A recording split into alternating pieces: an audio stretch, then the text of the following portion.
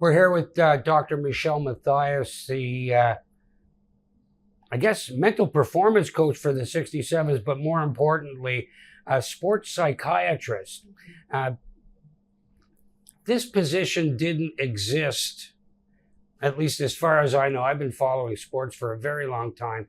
Dr. Bob Rotella with the PGA Tour in the early 80s was the first professional to be involved in getting athletes to a different level.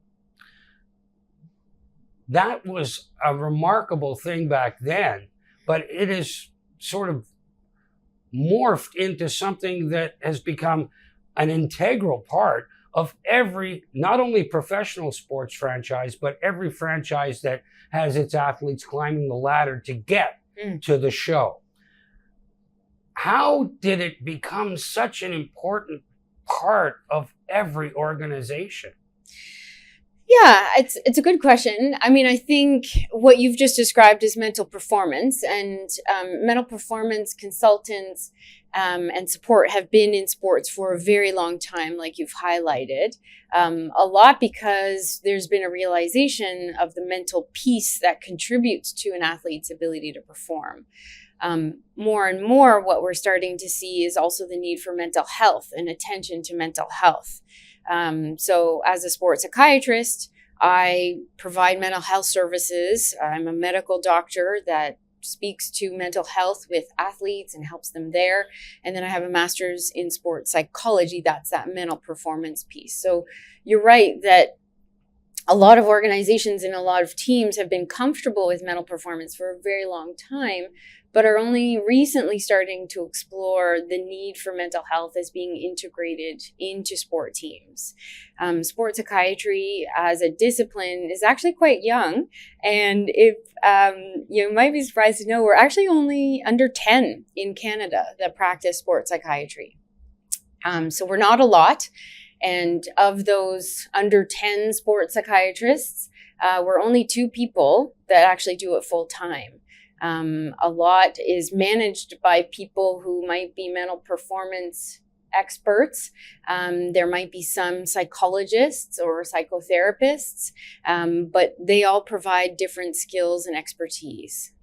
Is there a way, if it exists, to describe a case that you work as a sports psychiatrist and a mental performance coach? Oh yeah, a lot of the people I see, I think that's one of the benefits of being able to go back and forth between mental health and mental performance, because sometimes there might be mental health challenges, and as people get better, it switches into mental performance challenges, or sometimes it starts as mental performance, but actually ends up being mental health.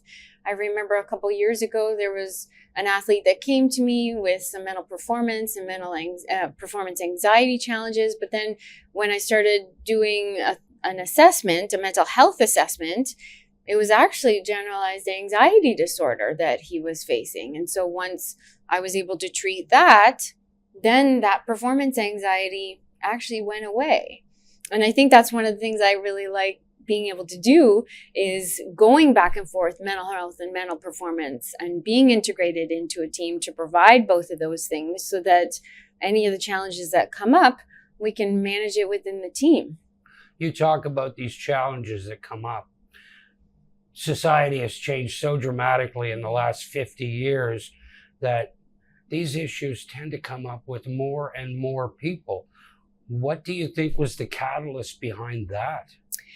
Yeah, it's a good question. I think one of the things we have to ask ourselves is it coming up more and more? Or was it always there, but that people weren't talking about it?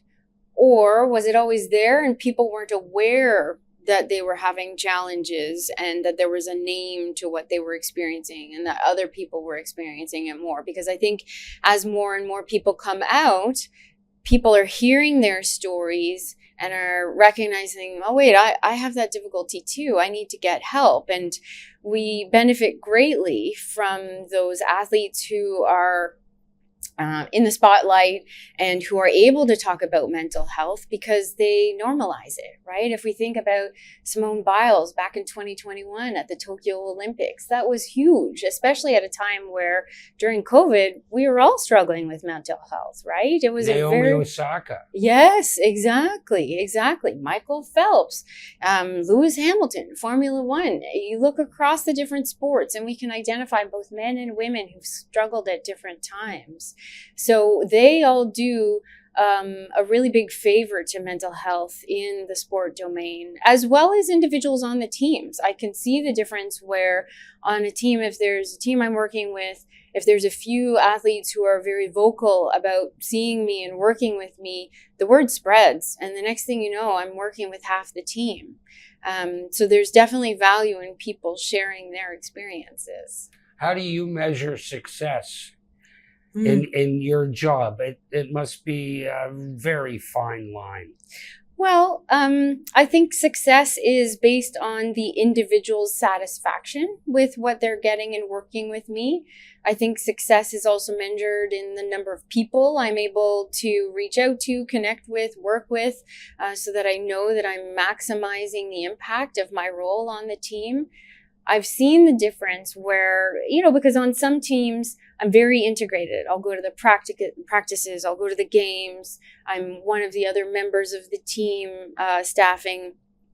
And I see that during those teams, those instances, I'll see half the team. Whereas on the other instances where I act as a consultant or I'm more outside of the team, I get consulted by the sport med doc, I'll see maybe one or two people from the team. So it makes a really big difference, the extent to which a person like me is really integrated into the team.